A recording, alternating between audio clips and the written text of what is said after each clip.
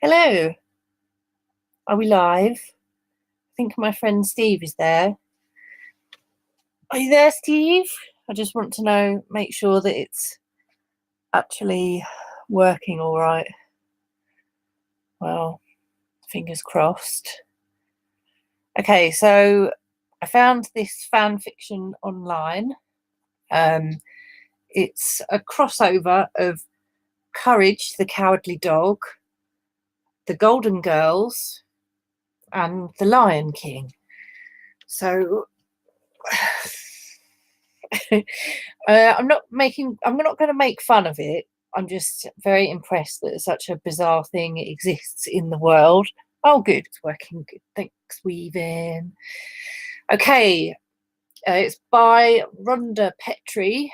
I've got no idea what it's like or anything, or how long it is, or let's just discover the madness together. Okay, get comfy. That's better. The sun chapter 1, Birth of the Golden Kingdom.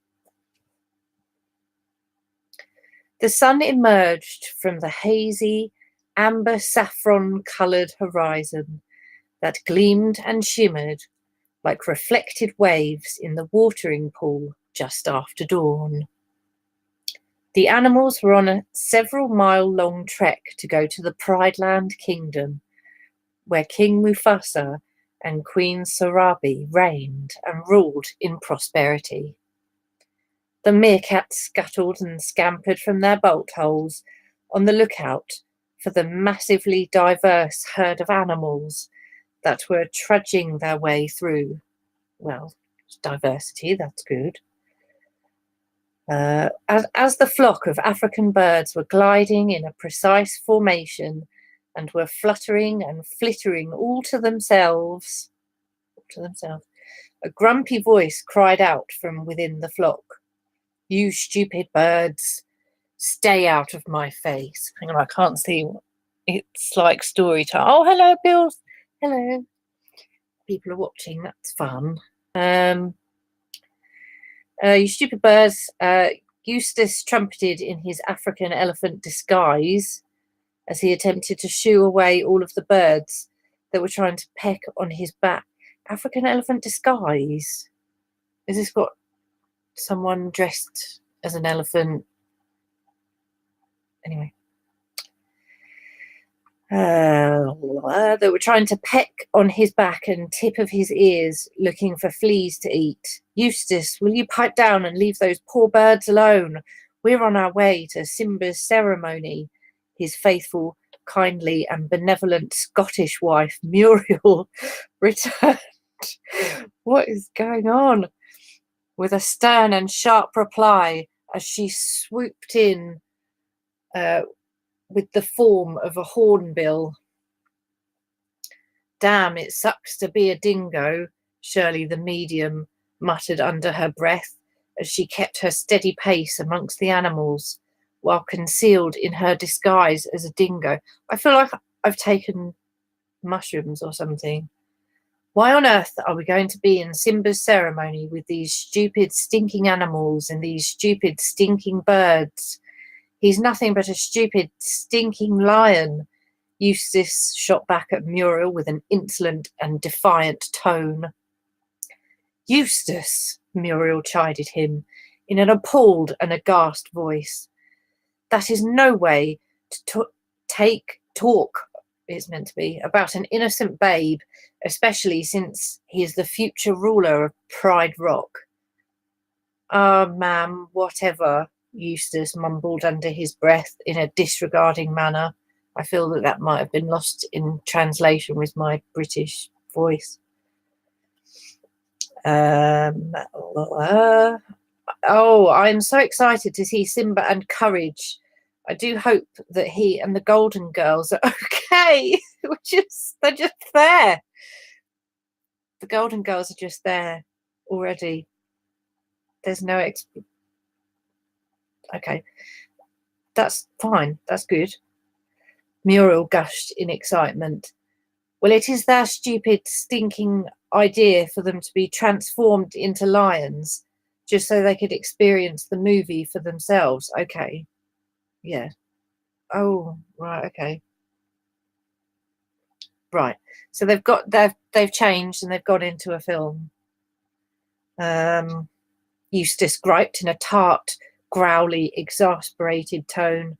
If you don't shut up, stupid one, I'll bite you in the keister, and it is not pretty. Shirley threatened Eustace in her usual solemn, grave voice. Eustace snorted and continued on his merry way. Just got to read the chat. Why shouldn't the Golden Girls be there? They are retired and women of leisure. And Bill says, why not? Well, quite. I mean, it makes sense. What else are you going to do on your days off when you don't work anymore? Okay, where are we? Okay, yeah. A giraffe perked his head up to see the morning sky dazzle the atmosphere with its clear, beauteous, baby blue hue, dotted and stroked with fluffy, lofty, gassy, cotton woolly like clouds, and the sun just lighting up the sky at an acute angle. He then glowered at Eustace before socking him in the side with his hind feet, and Eustace yowled in pain as he trumpeted loudly in the crowd, startling the congregation. I've lost my... Oh, yeah. Zazu, the major domo of the Pride Rock Kingdom, then swooped into the sky in a gliding, sailing motion as he flapped his wings and then settled on the rock formation and bowed before the king and queen. What's with Eustace? Bit moody, isn't he? Yeah. Well, there's always got to be one Debbie Downer.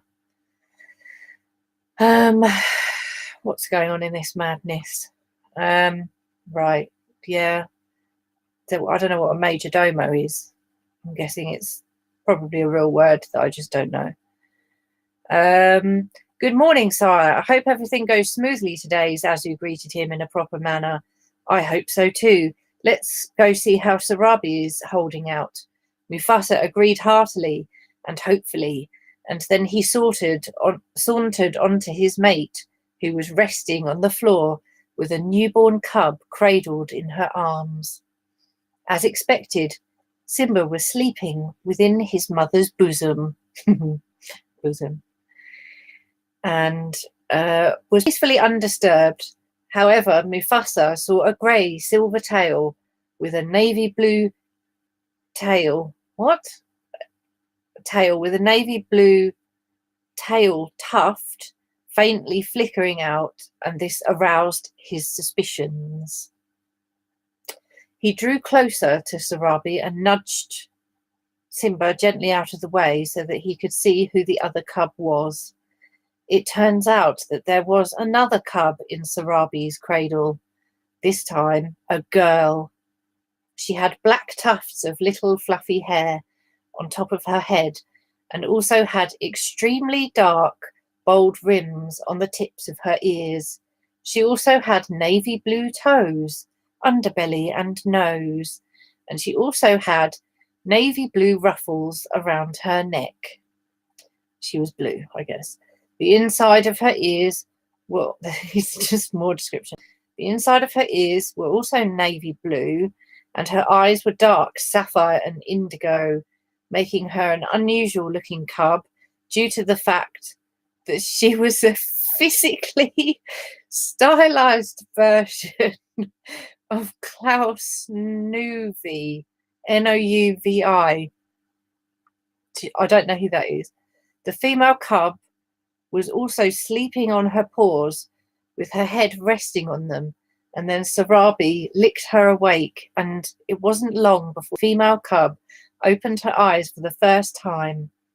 And the first time she gazed at Mufasa's visage, her vision was so blurry and unused to the African sun that it took her a few minutes to adjust her eyes to her new surroundings. And then after a few seconds of flickering and blinking, she finally had her vision restored, and soon she got a good look on Mufasa. I was going to read the chat. Haha, bosom. It reminds me of Nietzsche. Yes, me too. That was my first thought immediately. Yeah, it even says me too. You know, clearly it's modelled on Nietzsche and Sartre. Right. Ah, the female cub screamed in a terrified voice, and instinctively she huddled under Sarabi's breast for protection. Breast. We're not going to laugh at that. Where am I? She stammered in a muffled, practically garbled voice. You're in the Pride Lands, little one. I am Mufasa, your new father. Mufasa answered gently and patiently. I hope that whoever wrote this has written something equally weird. I hope they kept writing stuff. I might see if they have. I'm quite curious. I'll put the link for this in the description as well. I'm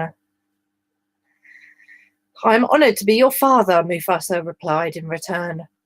What the father? I didn't even have a father since my own father died, Dorothy stuttered in surprise. Dorothy? Well, you do now. You're a princess of Pride Rock now, and since you're our new daughter, you will be raised alongside Simba, our newborn son. I'm sure you two will get along just fine, Mufasa explained to Dorothy briefly. You speak so eloquently for a newborn lioness cub. What school did you go to? Sarabi inquired Dorothy curiously. I'm not making fun when I say what is going on. That's mad. I'm impressed with such a mind. I am.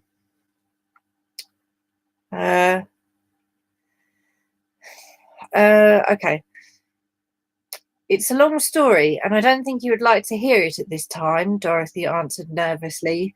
Then she swerved around to look at the cave before she added, Hey, where's Rose and Blanche and Ma? Rose, Blanche and Ma? Who are they? Sarabi asked Dorothy quizzically. Rose and Blanche are my roommates, and Ma is my mother. I need to find them. They came along with me, Dorothy quickly explained to her new lion parents. There they are, Sarabi exclaimed as she turned around and saw Rose and Blanche snuggling under her right side. Between Rose and Blanche was Courage, the cowardly dog, draped in diapers and reverted into his puppy form, while Sophia was between Courage and Blanche. Sarabi then smiled at her 4 new cubs and puppy, and then licked Rose awake, then Sophia, and then Blanche. What on earth are we doing here? Rose started to say as she roused from her sleep and then saw Sarabi peering at her. Ah, who the hell is that? And why am I painted pink? Blanche ejaculated in horror as she glanced from her to herself. She was a bright pink lioness cub with russet tufts of hair on her head. More description. And also russet toes, tail tuft, underbelly, nose, and even the inside of her ears were russet. She was all russet, in case you didn't know. That's a lot of names to remember. Yeah. It's probably easier if you are like a regular fan of the Golden Girls or something. Okay, where are we? Fuchsia. Her ears were as scruffy and wriggly as a cocker spaniel's, and her glasses were still intact. Phew! Rose was yellow, just like Mufasa, and her red, spiky, bristled hair, red toes, made her an exceptional breed. Mufasa smiled at Rose and then nuzzled her lovingly and marvelled at how her fur colour looked so much like her own. Rose's rooster comb-like hair made her an odd sight. almost like a young hen. Sarabi then licked Courage's fur in an attempt to encourage him to open his eyes, and then Courage finally opened his eyes. The moment he did so, he found himself gazing right into her soft, wise, sagacious, that's a good word, is that real? Sagacious. I'll look that up. Light green eyes, and his heart melted at the sight of her. Oh, despite of the fact that she was a member of a despised species that were his mortal enemies, the cat family. The cat... Courage is a dog. Yeah, okay, no, that makes... Hello, what is your name? Sarabi inquired him. Is this like... This must be somewhere where reincarnation is just like taken for granted. And you're born like as an old man or something. Courage, you say? What a fine name for the Prince of Pride Rock. And you? She remarked in fascination. And then she turned to Blanche, Rose, and Sophia. Who are you? She questioned them softly. I'm Rose, and this is Blanche, and this is Sophia. Quickly turning to Courage. And this is also Courage, the cowardly dog.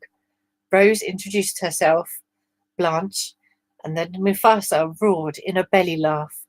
I have never had a son who talks as you do.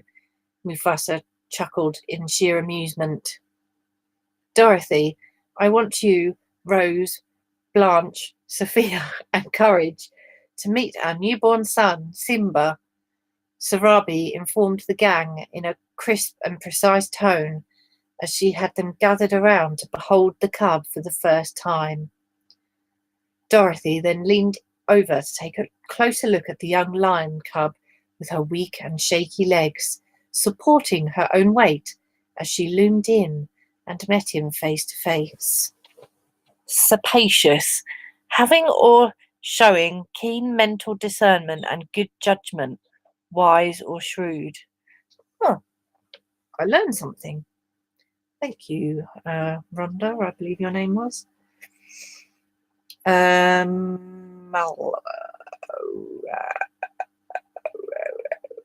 Okay. I don't know where I am. Okay, let's just start somewhere. The sight of Simba cowering right before her caused Dorothy to stifle and restrain herself right in her tracks. And the moment Simba began to mew pitifully, Dorothy immediately began to feel terribly sorry for the young cub. And then, as she drew closer to him, she then nuzzled him lovingly in the face with her nose and murmured to him, It's okay, kiddo. I'm here. I'm always here. I'll protect you and keep you safe and warm, and I'll always stand by you as a friend. She then crept up to him slowly in Sarabi's cradle, and then that's just thrown in there, and then she circled around him before wrapping her sinuous and slender body around his. She rubbed herself against him and then cradled him in her arm. This isn't an erotic one. It's not. And then cradled him in her arms in a loving and protective embrace as her paws were enfolded around his sinewy diminutive body. Sarabi knew that a strong bond was beginning to develop between the two, and she lifted up her head to see Rafiki approach the couple and their new litter, and soon he advanced towards Courage and the lion cubs, and soon reached Simba and Dorothy. As he studied the lion cubs intertwined and cuddled close to each other's arms, and watched them lie in Sarabi's arms and curled up into a pile of heap in a state of blissful peace and tranquility, he nodded in acknowledgement and took out 6 juice gourds from his shaman staff as a representation for 6 of the heroes that lay before him on this day, and then ripped apart one of the gourds. Oh yeah, isn't that the baboon? I don't know. With an index finger, he scooped out a drip of the juice and then anointed Simba by spreading the juice across his forehead. He then wipes another pint of juice out of the gourd and does the same to Dorothy. He then shovels a mouthful of sand from the ground and sprinkles some on Dorothy and Simba, causing the two newly chosen heirs of the kingdom to sneeze out the substance from their nostrils. Dorothy then instinctively brushes some of the sandy residue off Simba's face and then washes him clean with her tongue, causing Sarabi to chuckle at her conspicuous maternal instincts. Wait a minute, why are Dorothy and Simba being ordained first and not us? Rose protested in a displeased and dissatisfied tone. Because the great kings of the past has chosen them to rule the Pride Lands with a prosperous and fair hand. Dorothy is to be his queen consort, and Simba is to be the next king of Pride Rock. That doesn't involve intermarriage, does it? Queen consort? No. Okay. But you four, Rose, Sophia, Blanche, and Courage, are chosen to be the loyal subjects and protectors of the kingdom, and will have your share of the kingdom as long as Simba rules the land. Then, when Simba dies, he's just been born, and if there are no heirs left from his line, Dorothy will be the next queen to ascend the throne, then Rose, then Blanche, and then Sophia, and finally Courage. So it's going to be like Game of Thrones. Rafiki explicated a prophecy that was long foretold by the ancient ancestors. Are you mad, Rafiki? A dog cannot possibly rule the Pride Lands. He's not one of us, Zazu stammered in astonishment and disbelief. He is brought into this world. He deserves his claim to the kingdom. The will of the great kings will not be defied. Should we skim along a bit? Let's move along from the birth scene. It's going on a bit. Let's see. Where does this go? That was chapter 1. Okay, let's see what chapter 2 is.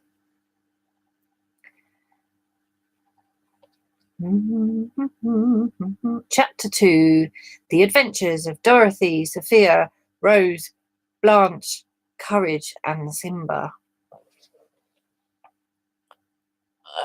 Story. This lost me a long time ago, but I'm enjoying the story and characters all the same. Yeah, to be fair, me too. Lovely nose juice. Oh, I think that's from the anointing. Okay.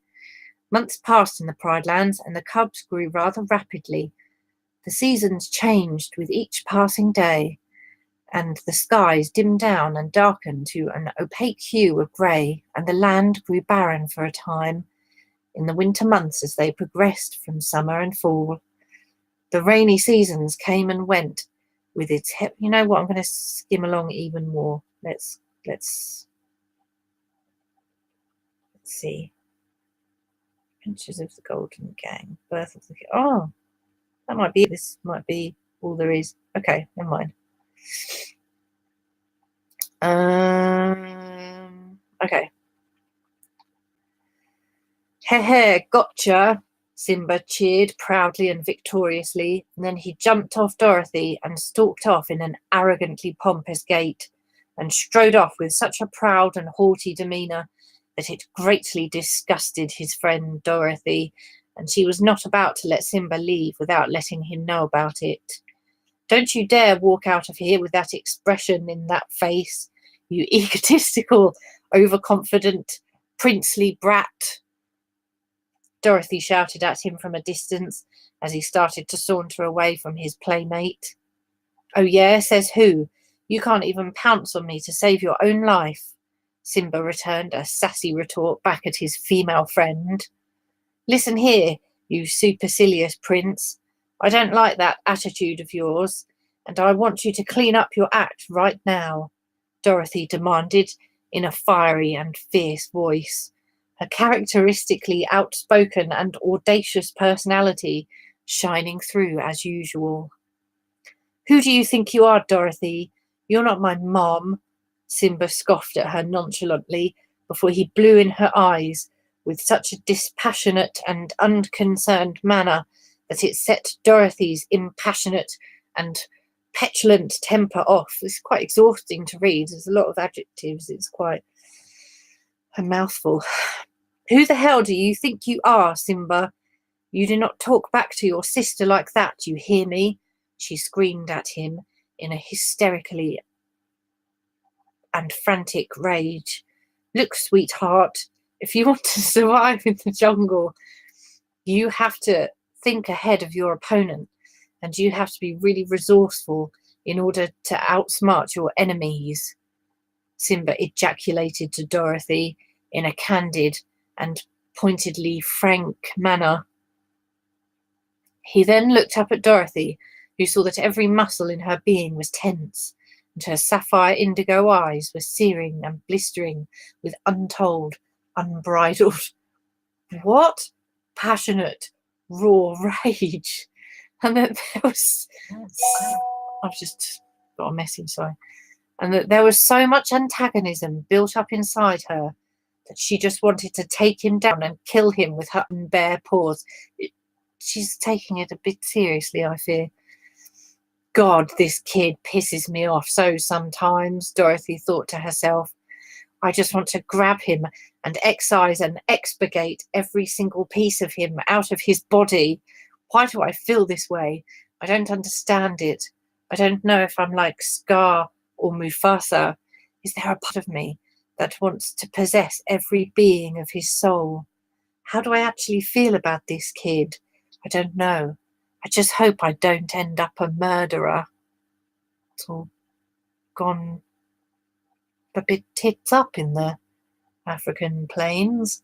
And with that, she took a deep breath and let her taut muscles relax themselves and revert back into their normal positions, and her eyes cooled and fizzled back into its normal brilliant hue. What are people saying? Oh, nothing. Okay.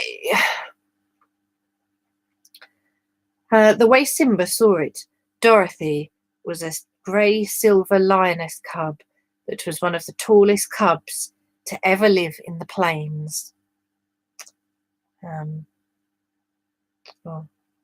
Live in the plain. She stood practically 6 feet, making her a lot bigger than Simba. Yeah, even though she was the second born 5 minutes after him. Her dark-rimmed ears were now more prominent than ever and were similarly identical to Simba's ears, and her tiny black tufts of hair had now grown to luscious, long, wavy, curling, dark jet black hair that reached down all the way to her legs and practically engulfed her ears, effectively losing her Klaus Nuvi look she inherited as a newborn cub, and now adopting a more radical Vera Charles-like coif. Very specific. She also had bold, dark eyebrows, and her legs were now stronger and more efficient, very useful for running long distances. She was practically a full-grown lion, just in her pre-teens. After Dorothy was born, her mother Sophia was born. After Dorothy was born, her mother Sophia was born. Then Rose, Blanche, and Courage were born. I'm honestly not making fun. I'm trying not to. No, it's very imaginative. I am curious to see what else she's done. I am. Dorothy felt like Simba was like her annoying younger brother due to the fact that she was bigger than him, making her feel like the older sister having to put up with his shenanigans. Hee. In comparison, Simba was a yellow golden cub. We know this. Okay, let's skip that. "What the hell?" Dorothy screeched at him sharply, with her husky voice in a shrill pitch. "Why do you insist on ambushing me out of nowhere?"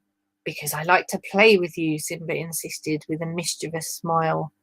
Dorothy smirked with a huff as her eyes twinkled with a soft, dull, loving lustre, and her heart melted, and she soon began to caress his face fondly. Thought they were not brother and sister, no? Thought they were. I don't know.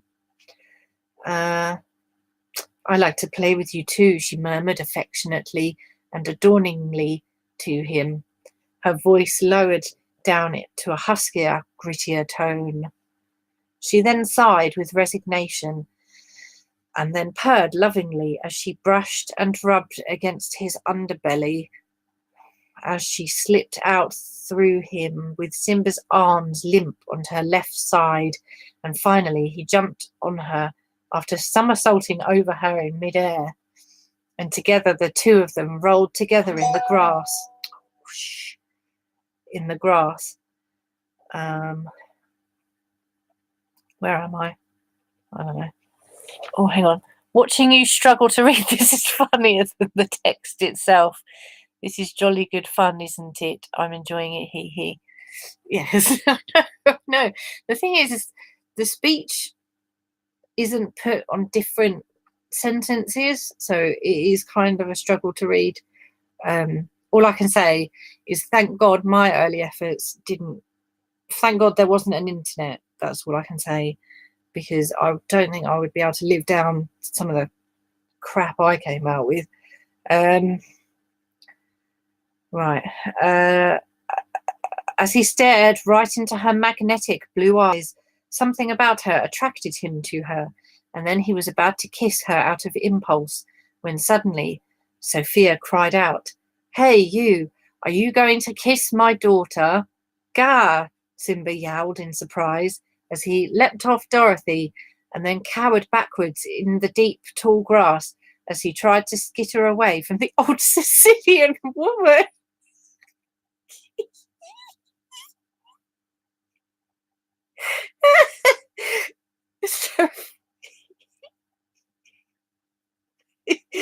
Sophia said proud.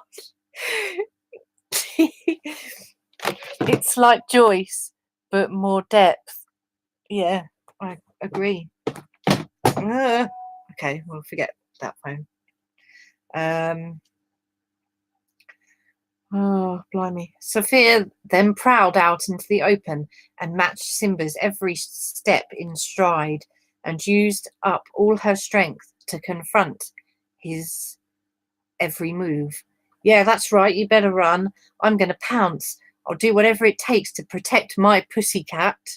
She harried and badgered him on as she motioned and drew near him in an attempt to corner him like a cagey panther, with her long and slender tail flickering and swishing eagerly and soundlessly like a winding snake ganging up on her prey. "Ma, what on earth are you doing?" Dorothy exclaimed in sheer horror as she fearfully watched her mother pursue and hound her male friend mercilessly and relentlessly.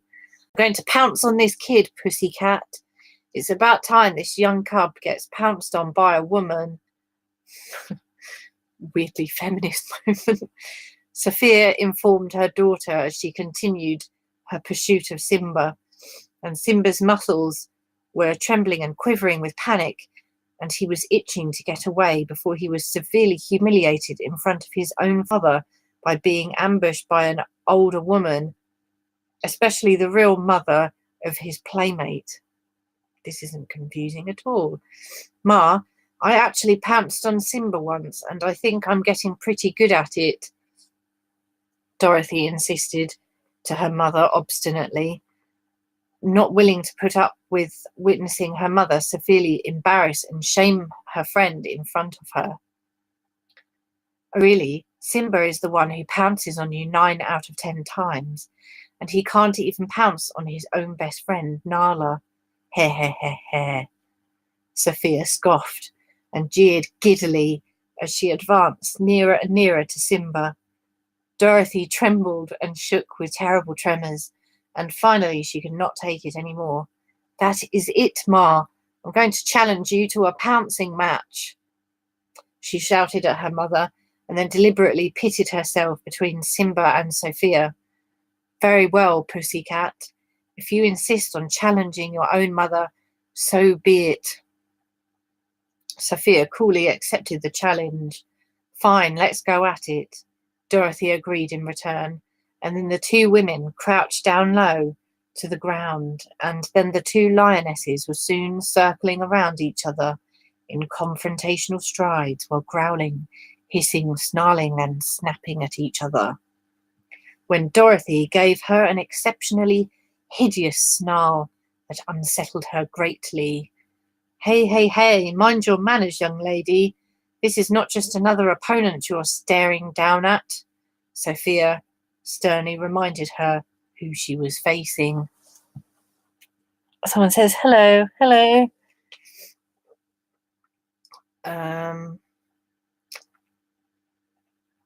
Yeah, okay. This is it, Ma. Are you ready? Dorothy notified her warningly. Yeah, I'm ready to counter anything you throw at me, Sophia retorted back in a feisty manner. Compared to Dorothy, Sophia's hair was now more rounded and short, and her ears were now more angular, curved, and diminutive compared to her newborn cub form. More description there. How are you? What are you doing? I'm reading a story that is a crossover of Courage the Cowardly Dog, The Golden Girls, and The Lion King. Okay.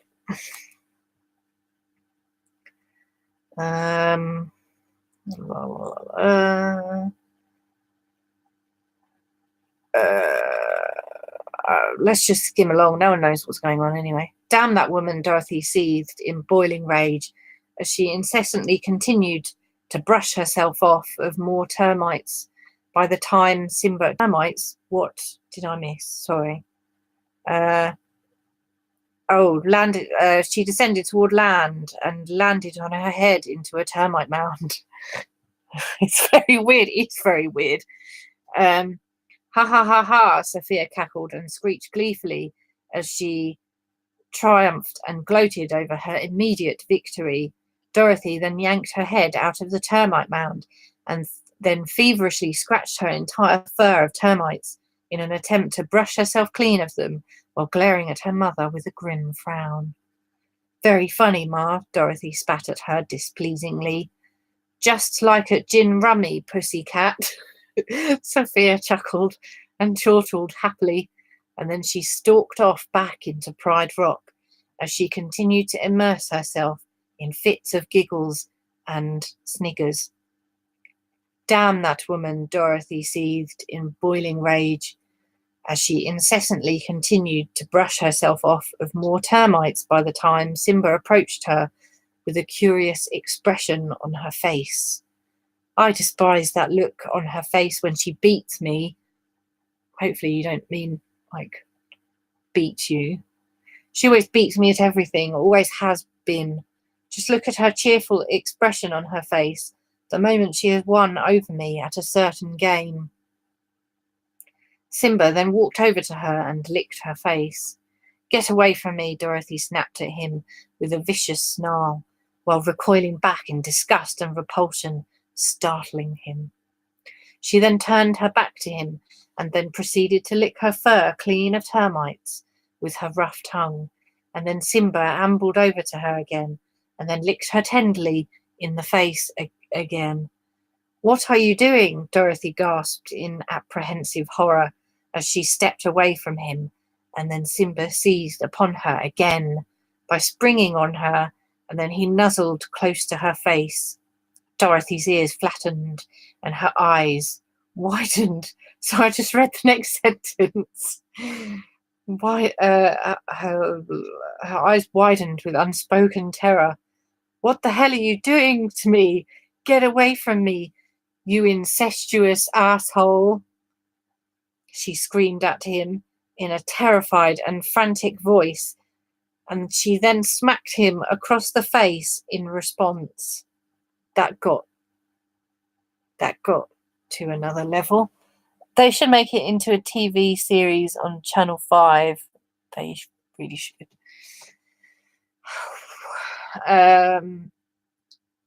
Simba stood there petrified, with a raw scratch mark seeping with thin blood on the right side of his face, and Dorothy immediately began to regret ever hitting him, and her ears hung in sorrowful and shameful guilt. "I'm sorry, Simba. I'm just scared. We've been like brother and sister, and our relationship has never reached this level before," she apologized to him, embarrassed and bashful. "It's okay," Simba replied to her reassuringly. "I'm not afraid. You're my best friend, and you're perfectly safe with me." Dorothy's right ear then cocked as she smirked, with her translucent sapphire electric blue eyes shimmering and glistening in the sunlight that shone in her face, and then she licked her right paw and rubbed it in gently on where she had struck Simba. "Ow, that stings," Simba winced in pain, and then Dorothy threw herself at him, screaming in exhilaration, and then Simba intercepted her by pushing with his back legs and flinging her into the air as the female lioness cub shrieked and laughed wildly while she tumbled in midair. And then Simba pounced on her as she landed on her back onto the grass, and then the cubs tumbled and rolled over each other as they grappled and wrestled in the grass and toppled down a steep hill, and then they tussled their way into the vast gargantuan plains. Simba then landed on Dorothy as they dropped to the bottom of the hill after a very sudden plunge, and then accidentally kissed her in the lips. Dorothy was taken aback by this, but smiled, and then licked him in the lips. Weird. At the corner of her eye, she then spotted the plains that were ahead of them, and then she cocked her head to take a peek at them. "Look, Simba, what is this place?" she whispered softly, as Simba got off her, and the two curious cubs swept through the tall grass, and then slowly approached an enormous herd of buffaloes feasting on the sweet, fresh grass. It was grazing time, and the herd was hungry. "Jackpot!" Simba squealed in a delighted, hushed voice. "I've had no idea there was a grazing ground like this. Look at this place. This is a secluded open land. Plenty of room to have privacy in here. Simba, if we work together, we could actually take down the herd ourselves. They don't suspect a thing. Why don't we move along?" Blah, blah, blah. Okay. Licked him in the lips, I know. Right in the lips. Okay. Okay, so they've gone after the herd. Don't need to read that. His eyes fervently scanned the area, and his heart. Okay, so the herd is running, that thing that they do when they run, Bet his mouth stank. Yes, bet it did. Okay, the herd is stampeding. That's the word I'm looking for. And trouble ensues. "Dorothy, where are you? Where could she be? I hope she's safe. I don't want to lose her," the young lion cub thought to himself, as his thoughts churned and darted in a panicked frenzy. The buffaloes ascended up the hills and soon stormed right into the Pride Lands and beyond in a furious stream of thundering hooves. They were now taking the entire kingdom by storm as they advanced toward it at the speed of 60 miles per hour. Dirt and pebbles were now accumulating in the air, and now the entire lands were completely overrun by prey. Mufasa just stood there, astonished and dismayed by it all. Courage, Rose, Blanche, and Zazu were equally disheartened and appalled. "Mufasa, what in the blazes is going on here?" Blanche interrogated Mufasa anxiously as she viewed the chaotic situation unfold right before her eyes. "It looks like something startled the buffalo herd, and now they are stampeding right through the Pride Lands." Zazu surveyed the scene with an analytical tone. Mufasa was too dumbstruck to even speak. Courage then babbled something incoherent before Rose cast a questioning glance at him and then said to Mufasa, "Yeah, Courage is right, Mufasa.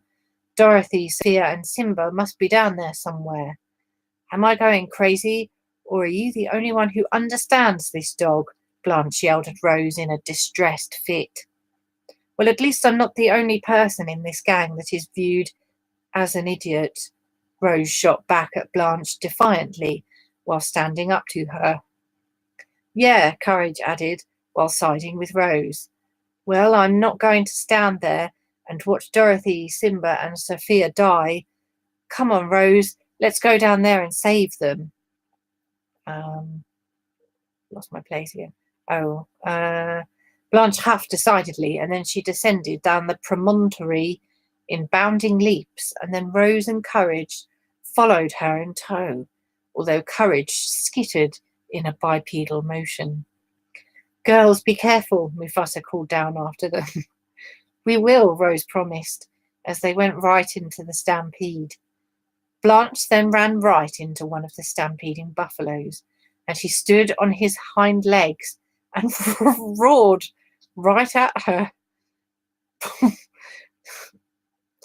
Okay, "Well, don't you dare sass me, young man. I will not tolerate your rambunctious behaviour," Blanche snapped at him boldly. Just then Rose's eyes glowed light green, and then tree roots shot out of the ground and bound and pinned the buffalo right onto the ground with a flourish. Blanche and Courage gawked at their native St. Olaf friend in astonishment. "What the devil?" Blanche started, but then another male buffalo rammed right into them and sent the trio flying in the midst of the pandemonium. "Ah!" Courage, Rose, and Blanche screamed together in unison.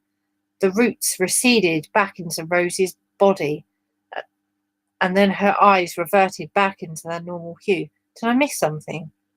Oh yeah, tree roots shot. What is happening? "Rose, what on earth is going on with you?" Blanche made a snappish rejoinder at Rose with an irritated snarl. I don't know, Blanche. I don't know why I'm suddenly acting up," Rose stammered in trepidation. Courage then took a deep breath and then let out a stentorian, resounding, sonorous yell that travelled downwards towards the earth in sound waves. "Ah!" he screamed at the top of his lungs. "You crazy, insane dog. How do you think screaming is going to help us?" Blanche reprimanded the dog sharply, and then when she saw what he was doing, she started to gawk in a disquieted, dumbstruck expression. Rose's jaw gaped as her eyes widened and stared out into little slits and began to sway back and forth while studying the unfolding scene. The sound waves were rippling and trembling through the ground, and an earthquake was unleashed. Dust began to swirl and billow from the earth, and then a fault emerged onto the surface in a profuse fume of steam. Lava then erupted from underground, and then the lava discharged its fiery magma at the trio with so much force and magnitude that Blanche, Rose, and Courage were propelled high in the heavens, and then were somersaulting right up into the exosphere, which was where outer space began. They were about to be cast out of the earth. "Oh, Rose, do something," Blanche pleaded to Rose desperately and frightfully. "We're near the end." She was afraid she was being hurtled toward her own doom. "Okay, here I go," Rose resolved determinedly, and then her eyes glowed deep yellow golden, almost a reddish hue, and soon lightning crackled and crashed in the sky with a loud explosion. It then flashed and shimmered in a frantic dance with the deep, rumbling accompaniment of thunder before a funnel emerged in the overcast, dark, dreary grey sky, and then enveloped the three of them in. Rose had just summoned a tornado. "Rose, you bubbling bumpkin idiot!" Blanche shrieked. in a high-pitched voice as her screams were merging with Courage's loud, shrill yells. And then Rosie's own petrified screaming came in just moments later as the tornado made a harrowing descent towards the stampeding buffalo herd. The lightning cracked and banged in a surging flare of electricity, and then an entire shockwave was unleashed upon the buffalo herd and commenced to electrocute them. The buffalo herd were driven further into hysteria and then continued to dash and tear through the land with the sounds of moaning, yelping and yawping ringing in the air as blasts and shots of flickering electricity seared and proliferated through their veins, giving them a sudden, painful, agonizing shock to the chest. Excuse me. Meanwhile, Simba timidly crawled up the hill and crouched low on his knees with a starkly distraught gleam in his eyes as his ears were flattened and folded against his head and his tail was twitching anxiously and in an agitated motion. A sudden rush of air filled his lungs and he coughed out the dust from his throat. Oh God, is this scene? Dad? He whispered quietly as he quietly watched the scene.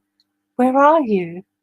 He then rested his head on his arms and then buried his face before he started to lick his arms to comfort himself. But then somebody crept up on him and then clambered right on his back and began to lick his hair tufts while purring and nuzzling him.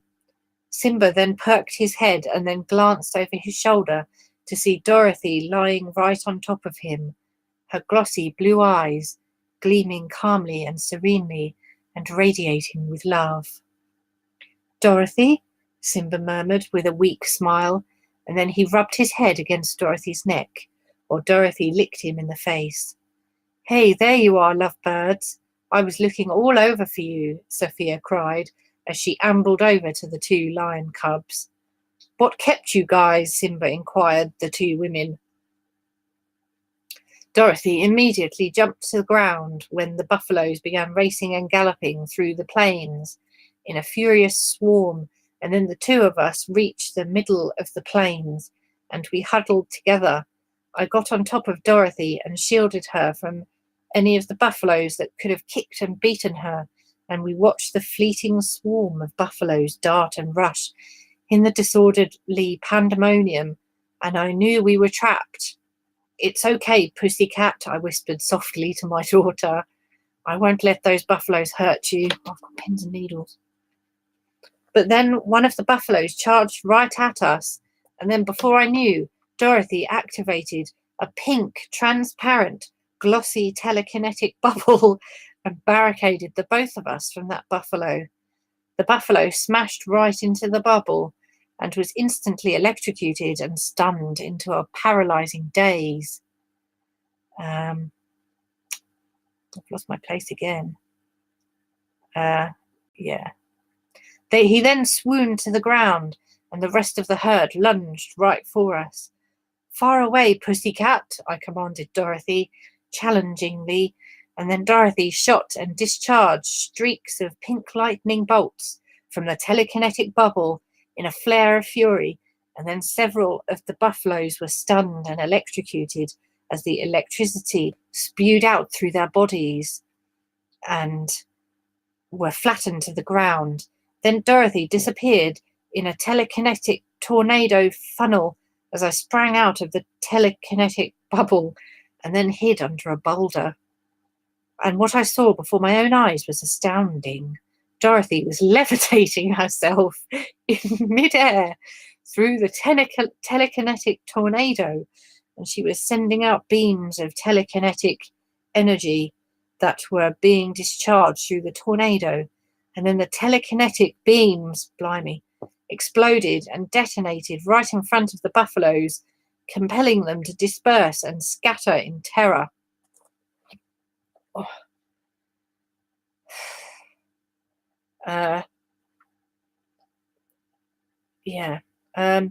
After some of the remaining buffaloes continued to lunge right at her, Dorothy then absorbed the potent telekinetic energy in her and then ignited herself on fire.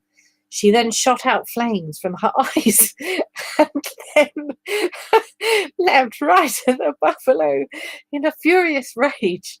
Dorothy then bashed right into the buffalo and then manipulated the animal in midair using electrical sparks that were in the form of flares. She then flung the buffalo up in the air with a zap of electricity and then shot out a huge explosive fireball that caused the buffalo to burst into flames. Okay, and it actually seems to end there. I don't think that they wrote any more. No, that seems to be it.